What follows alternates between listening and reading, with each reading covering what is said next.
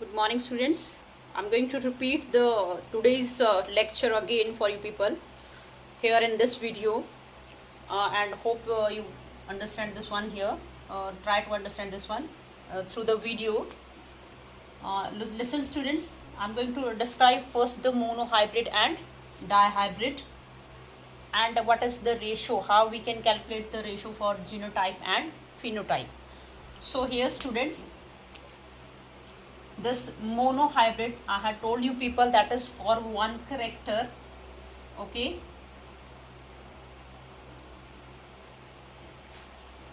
when we study one character, that is known as monohybrid.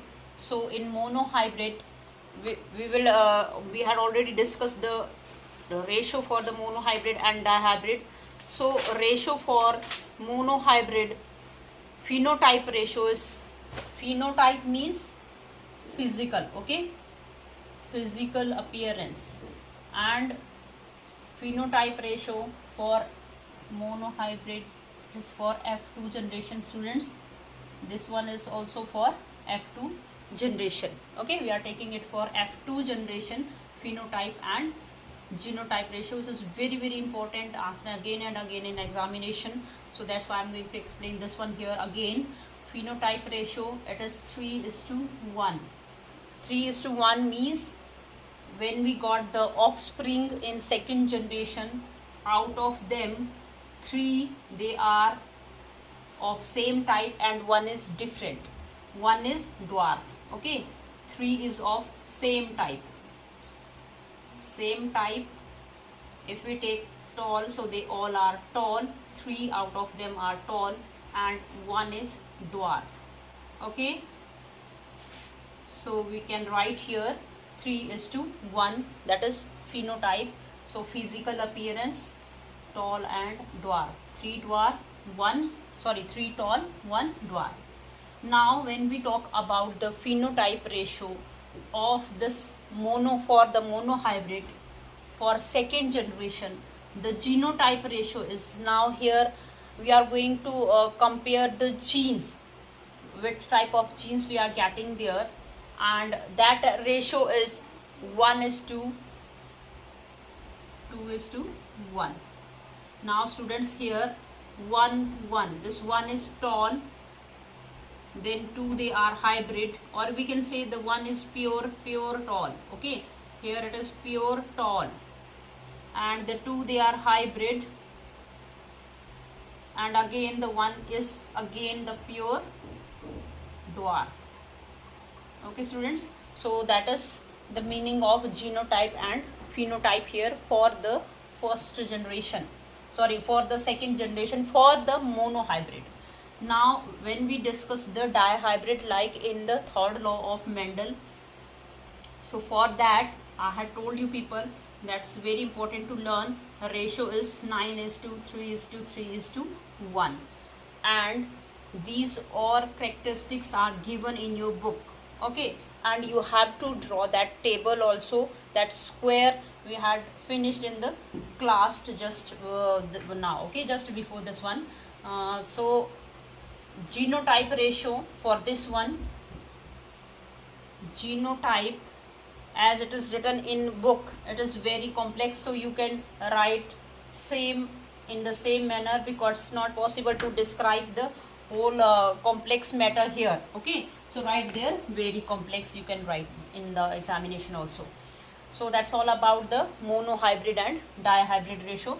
Try to understand it again and again. Please go through the book, and after that I'm going to explain in detail all the topics we had finished in the previous class or in the lecture. That is, next topic is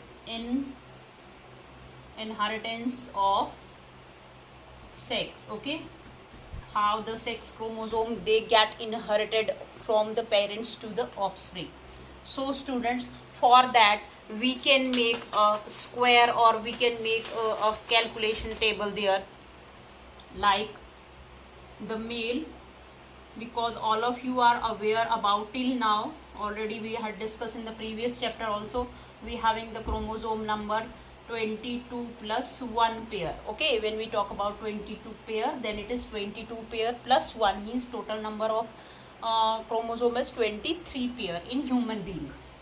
These 22 pair are autosomes, and this one pair is known as sex chromosome. Okay, which is which meant for this one pair is meant for the identification of sexual character of whether the particular individual is male or female. Okay, this one pair only. So now we are talking here about the inheritance of sex, how the sexual chromosome they get inherited from the parents to the offspring. So here, look at here, I had drawn here the female. All of you are aware till now that these two are to the sex chromosome of female, means one pair of the chromosome, sex chromosome in female, they are homozygous, means they are same, XX. Okay, homo. Then when we talk about the male having hetero, means the different type of chromosome in one pair. Okay, so when what happen in the next generation, when we calculate, because all of you are aware that only the half of the chromosome they get transfer when the fusion of chromosome takes place, or sorry, fusion of gametes takes place. Half number of chromosome they come from the male and half from the female. Now here also, look at here, one pair, so out of this one it goes to the next generation. Suppose students, this is X. Okay, one chance is there, that is X. From female, one chromosome, sorry, one out of pair, one chromosome is there, and from male, one more is there. So in that case, what should be the result? Look at here, X this one and X this one. So XX, this is the one of the offspring, and that is the daughter one, because XX homo means it is a daughter. Okay, daughter child. And the second chance of the same, second chance, this X and this Y, they get fused. Okay, so look at here, XY. Now it should be the son, it is son here. Now what is the another chance? From one X we had taken the two chance here, the two chromosome of this one, two alleles of this one fused with the female, and the chance is 50% daughters, 50% son. Now what about the another X? Because it is same, homologous, the result remains the same. Okay, that is when it fused with the this one, result is XX. Look at here again, when it fused this one with this one, then the result is X and Y. Now students, look at here, the 50% child is daughter and 50% are boys, that is son. Okay, so that is a chance of 50% of daughter and sons, or daughter or the girl child or the boy child. So that is the how the sexual character or the sex chromosome they get inherited from the mother, father, or from the parents to the offsprings. Is it clear, students? And keep in mind that always female are homologous and male they are heterozygous, homozygous and heterozygous. Okay, that is inheritance of sex, how the sex chromosome they get inherited from parents to offspring. Now come to the next topic, that is sex linked inheritance. Just we finish the inheritance of sex, means sexual chromosome they get inherited from the parents to the offspring. Now students, you people are aware about the these chromosome, that chromosome they having genes, and all the genes they are responsible, means each genes are responsible for a particular character.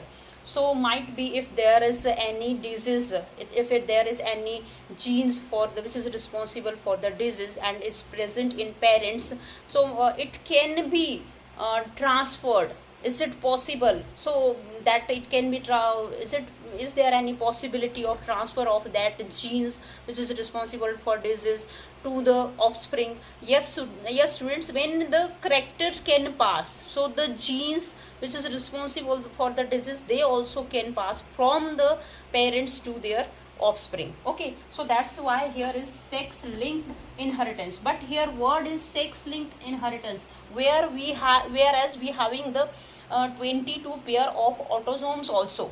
So there these the some of the disease genes, they can remain attached only with the sexual chromosome, and some of them can attach with the autosome. So in your syllabus only the sex linked chromosome is given. The chromosome, that gene which remains, which is responsible for disease and remain attached with the chromosome, which chromosome? XX or XY. Okay, that is the sex chromosome in male and female. So alleles of some genes which is responsible for disease, they can remain attached with the sexual chromosome, and that type of genes are known as, or that type of disease is known as sex linked inheritance, and can be inherited. Inherited means can be transferred from the parents to the offspring. So that's why they are known as sex linked inheritance. And in that we can study, and in this one also only the X linked, because Y is also there, but only the X linked diseases are given for you people here in the syllabus.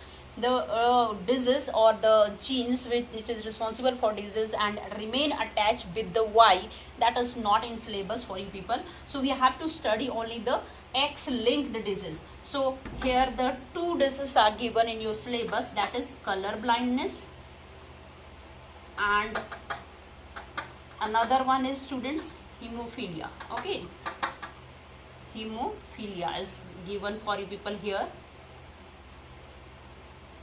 So this first, let me tell you people that what is color blindness. Color blindness is the disease in which the symptom is this candidate or the patient is not able to see perfectly during the evening time. Okay, that is known as color blindness, and this disease have the genes for this disease or the allele of this disease remain attached with the X chromosome. Okay, that's why it is known as X linked disease, this one, color blindness. The another example is here for you people, that is hemophilia. This hemophilia is also known as bleeder disease. Bleeder disease means there will be lack of blood clotting. Okay, lack of blood clotting. All of you are aware about the word clotting of blood, means there is a clotting of or the stoppage of blood flow when there is a injury, there is any kind of injury in our body. So that is automatic process, and our blood having a special type of protein for that. Okay, for the to block the flow of blood. But in some cases the protein which is responsible for the clotting of blood is lacking in the blood of some patient or in some individual.